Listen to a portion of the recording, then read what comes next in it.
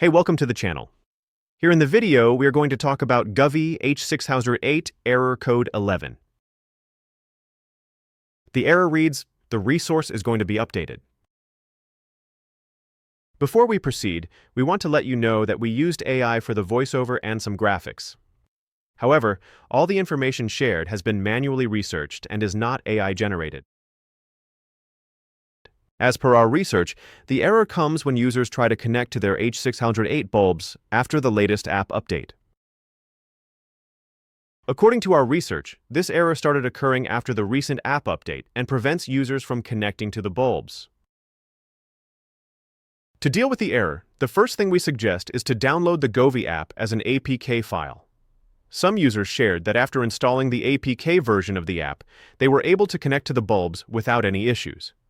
Simply click the provided link, then download the APK file, install it, and check if this resolves the error.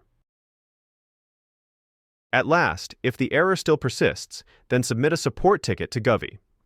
During our research, we have found a few users who were able to fix the issue after connecting over the support team. So contact the support team and let them know about the issue so they can guide you with the proper fix. That's all for the video.